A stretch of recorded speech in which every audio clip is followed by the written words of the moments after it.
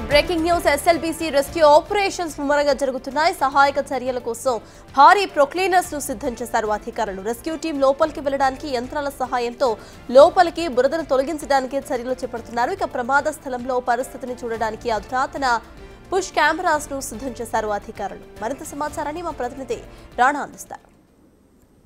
SLBC టన్నెల్లో జరిగినటువంటి ప్రమాదంలో 8 మందిని రెస్క్యూ చేయడానికి అధికారులు కానీ ఎన్డీఆర్ఎఫ్ సిబ్బందులు కానీ మొత్తం అన్ని డిపార్ట్మెంట్కి సంబంధించినటువంటి మొత్తం భద్రతా దళాలు కానీ వీళ్ళందరూ కూడా ఎప్పటికప్పుడు రెస్క్యూ ఆపరేషన్ని ముమ్మరం చేసినటువంటి నేపథ్యం కనపడుతుంది. ప్రస్తుతం నేను టన్నెల్ వద్ద ఉన్నాను.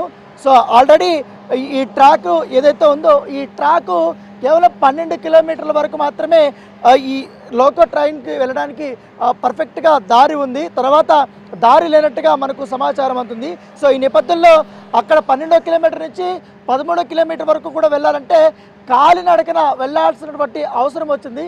సో దానికోసం మొత్తం ఆ దారినంతా క్లియర్ చేయడానికి ఈ ట్రాక్ మీద ఉన్నటువంటి మట్టి దిబ్బలు కానీ తర్వాత మొత్తం బురద కానీ లేకపోతే ఇంకేమైనటువంటి అంటుకున్నా కూడా లేకపోతే సిమెంట్కి సంబంధించినటువంటి ఉన్నా కూడా లేకపోతే ఐరన్కి సంబంధించినటువంటి ఏమైనా పడినా కూడా వాటిని క్లియర్ చేసేందుకు పెద్ద ఎత్తున మట్టి ఉంది కాబట్టి వాటిని క్లియర్ చేయడానికి అధికారులు ఈ హిటాచి ప్రొక్లైనర్ను కూడా సిద్ధం చేశారు. ఈ లోకో ట్రైన్లో కూడా వారు పెట్టినటువంటి నేపథ్యం అయితే కనపడుతుంది. సో మొత్తం నేను ఇప్పుడు విజువల్లో చూపిస్తున్నాను. సో దీని ద్వారా మొత్తం ఈ యొక్క ప్రొక్లైనర్ ద్వారా ముందుగా వాళ్ళకి వెళ్ళిన తర్వాత ఆ దారినంతా కూడా క్లియర్ చేస్తుంది. మట్టి ఉన్నా ఏదున్నా కూడా మొత్తం తోడేసి పక్క సైడ్లోకి వేస్తారు. అంటే ఎన్డీఆర్ఎఫ్ సిబ్బంది కానీ ఎస్డీఆర్ఎఫ్ సిబ్బంది కానీ వాళ్ళు వెళ్ళడానికి ప్రత్యేకంగా దీన్ని తీసుకొని వచ్చారు. చాలా సమయం పట్టింది ఈ ప్రొక్లైనర్ని దీనిపైన ఎక్కించడానికి. సో ఆల్రెడీ ఆక్వా ఐ సంబంధించినటువంటి ఎక్విప్మెంట్ కూడా లోపలికి వెళ్ళారు. లోపలికి వెళ్ళిన తర్వాత అక్కడ మొత్తం ఎన్ని మీటర్ల వరకు కూడా వాటర్ ఉంది మట్టి ఉందనే దానిపై కూడా వాళ్ళు ఫోటోలు వీడియోలు కూడా స్కాన్ చేస్తున్నటువంటి సందర్భం కూడా మనం చూసాం. దాంతోపాటు ఆల్రెడీ మరికొంతమందిని ఇక్కడ ఈ ప్రొక్లైనర్ తీసుకెళ్ళడానికి దాంతోపాటు కొన్ని ప్లేస్లో కరెంటు వ్యవస్థ అనేది కూడా చాలా ఇబ్బందికరమైన పరిస్థితి. దాంతోపాటు జనరేటర్ని కూడా ప్రత్యేకంగా కూడా వాళ్ళు తీసుకెళ్లారు. ఈ హిటాచీని మొదటిసారి ఈ టన్నెల్లోకి వారు వెళ్ళినటువంటి నేపథ్యం అయితే కనపడుతుంది. సో దీన్ని దింపేటప్పుడు దీనికి ఈ వెల్డింగ్ అంతా కింద చేసి నిదానంగా మళ్ళీ అక్కడ దించాల్సినటువంటి అవసరం ఉంటుంది. సో పూర్తిగా ఎందుకంటే చాలా బరువైనటువంటి ఈ హిటాచీని వాళ్ళు తీసుకొచ్చారు. దాంతోపాటు ఇక్కడ ఈ లోకో ట్రైన్కి ఈ కనెక్టివిటీ దీనికి కనెక్టివిటీ అనేది ఉండాలి.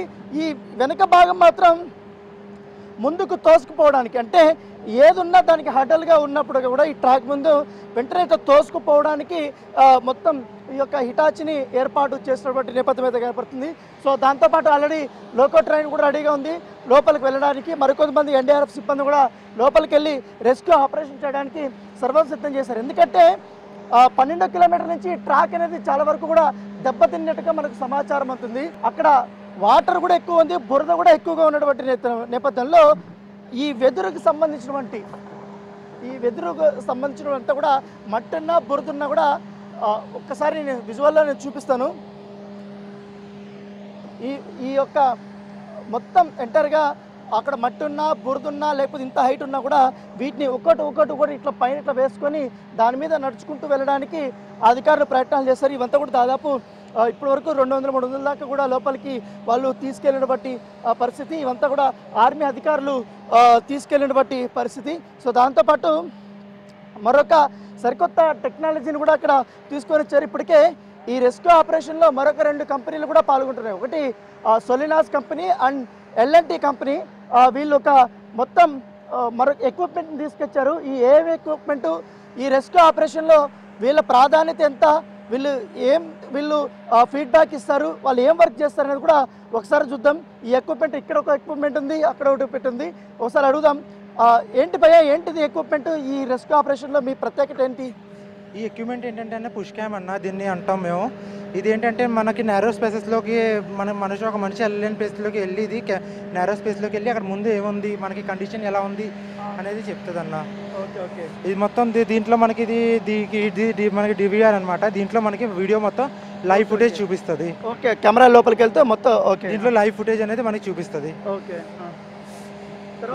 దీని కెమెరా వచ్చి మనకి ఈ షేప్ ఇంతే సైజ్ ఉంటుంది.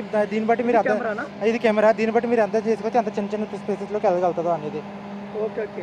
ఈ కెమెరాకి ఇప్పుడు ఇక్కడ పెడతారా? ఇట్లా అక్కడ అటాచ్ అవుద్ది, అక్కడ అటాచ్ అయ్యి మనకి ఇక్కడ అటాచ్ అవుద్ది. దీని ద్వారా మనకి మామూలుగా వైర్ మొత్తం అలా లోపలితో వస్తాం. మనం చేతితో ప్రెషర్తో తోయవలసి ఉంటుంది. ఇది చేతితో ప్రెషర్తో తోయడం వల్ల అలా నెమ్మదిగా ముందుకు వెళ్తుంది. మొత్తం అంతా మనకి చూపిస్తుంది అనమాట.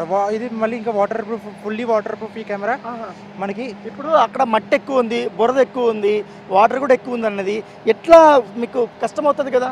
కష్టం అవుతుంది అన్న. దానికోసం ఇప్పుడు మేము చెక్ చేయడానికి వెళ్తున్నాం లోపలికి. ఇప్పుడు దాకా మేము ఈరోజు పొద్దునే వచ్చాం, ఇప్పుడు దాకా వెళ్ళలేదు లోపలికి. ఇప్పుడు లోపలికి వెళ్ళి కండిషన్ ఎలా ఉంది ఏంటి అని చెప్పి మొత్తం అంతా అనలైజ్ చేసి ఒకసారి ట్రై చేస్తే వస్తామన్నా. ఇప్పుడు గతంలో ఇట్లాంటి ఆపరేషన్స్ ఏమైనా రెస్క్యూ దాంట్లో పాల్గొన్నారా మీరు? అవునన్నా, మేము పాల్గొన్నాం ఆల్రెడీ. మీరు ఆల్రెడీ వినే ఉంటారు అందరూ.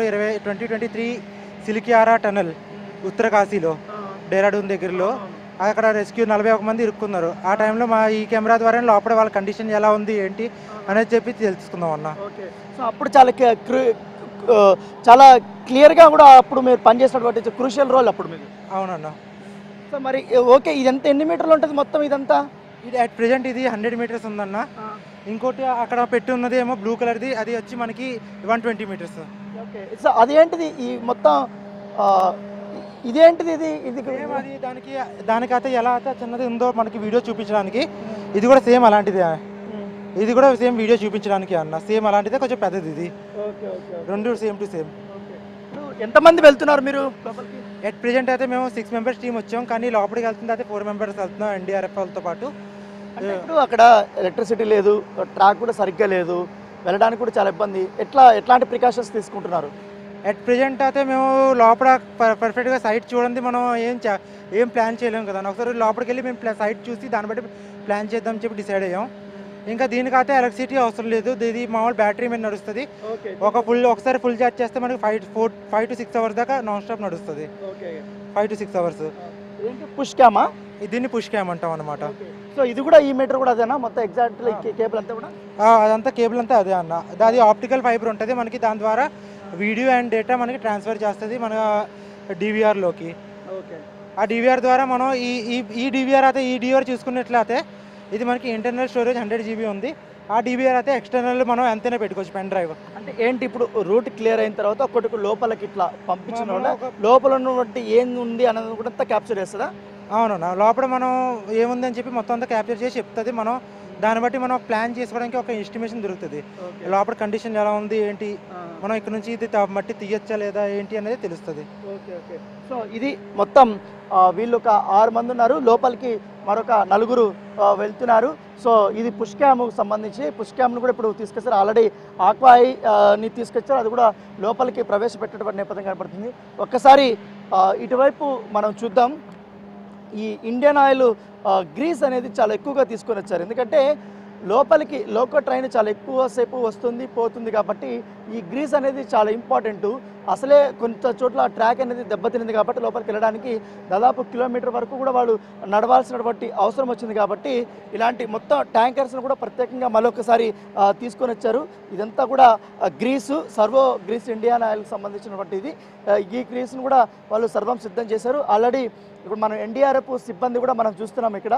వీళ్ళు చాలా వరకు కూడా గతంలో ఈ రెస్క్యూ ఆపరేషన్స్లో వాళ్ళు పాల్గొన్నారు, చాలా నిష్ణాతులు. వాళ్ళు చాలా విపత్కరమైనటువంటి పరిస్థితుల్లో కూడా పనిచేసినటువంటి అనుభవం ఉన్నటువంటి వాళ్ళందరూ కూడా ఇక్కడ ఆఫీసర్స్ కానీ వీళ్ళందరూ కూడా. సో వాళ్ళు కూడా సిద్ధంగా ఉన్నారు ఇప్పుడు లోపలికి వెళ్ళడానికి. వాళ్ళు కూడా ఆల్మోస్ట్ హెడ్ లైట్స్ కానీ ఆక్సిజన్ పైప్స్ కానీ అవన్నీ కూడా వాళ్ళు సిద్ధం చేసుకొని వారు వెళ్తున్నటువంటి నేపథ్యం కనపడుతుంది. సో ఇప్పుడు వాళ్ళందరూ కూడా ఈ లోకో ట్రైన్ కోసం ఎదురు చూస్తున్నటువంటి సిచ్యువేషన్ అయితే మనకు కనపడుతుంది. ఒక్కసారి నేను ఇటువైపు వెళ్తాను.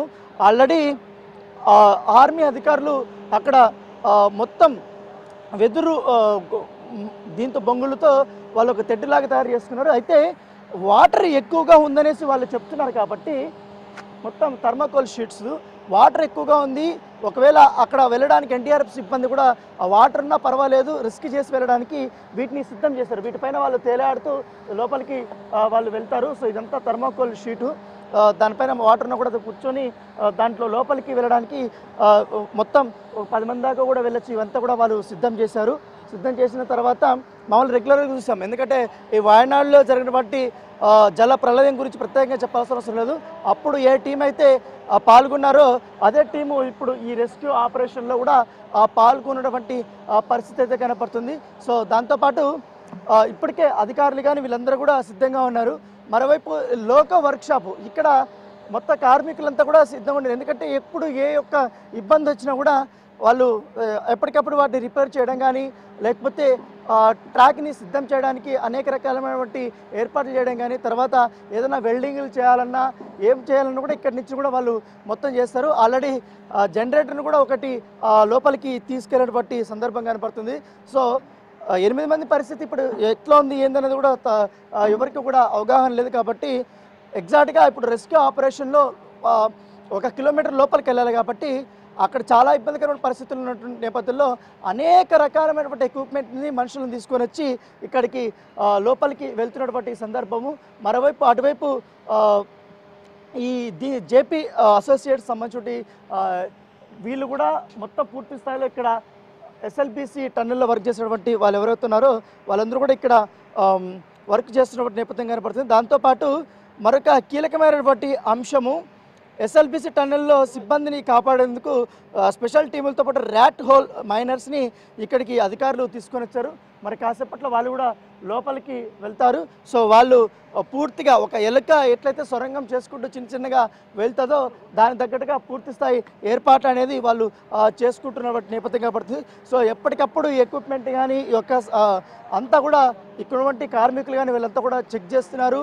వాళ్ళు ఏం కావాలన్న అధికారులకి రెస్క్యూ ఆపరేషన్ కోసం వెళ్ళేటప్పుడు అన్నీ కూడా ఏర్పాటు చేస్తున్న నేపథ్యం పడితే ఇక్కడ సపరేట్గా వర్క్షాప్ను కూడా ఇక్కడ వారు ఏర్పాటు చేసుకున్నారు. గతంలో కూడా ఈ వర్కులు స్టార్ట్ అయినప్పుడు లోకల్ ఏం కావాలన్నా కూడా ఇక్కడి నుంచి లోకల్ ట్రైన్ ద్వారా నుంచినే వెళ్ళాల్సిన అవసరం ఉంది. సో దాని తగ్గట్టుగానే ఇక్కడ ఒక షెడ్ ఉంది. ఆ షెడ్లోనే మొత్తం అంతా కూడా ఎంటైర్ ఆపరేషన్స్ అంతా కూడా వీళ్ళు ఇక్కడ చేసుకుంటూ వస్తున్నటువంటి నేపథ్యంగా పడుతుంది. సో మనం అనుకుంటాం కేవలం 400 మీటర్లు 200 మీటర్ల వరకు ఉంది, కానీ కిలోమీటర్ వరకు కూడా నడవడానికి దారి లేదు, ఎలక్ట్రిసిటీ లేదు, మొత్తం అంతా కూడా ట్రాక్ అయితే దెబ్బ ఉంది. అక్కడ వరకు నడుచుకొని పోయే అవకాశం ఉంది. కాబట్టి దాని తగ్గట్టుగానే అధికారులు పూర్తి స్థాయిలో ఏర్పాట్లు చేసుకొని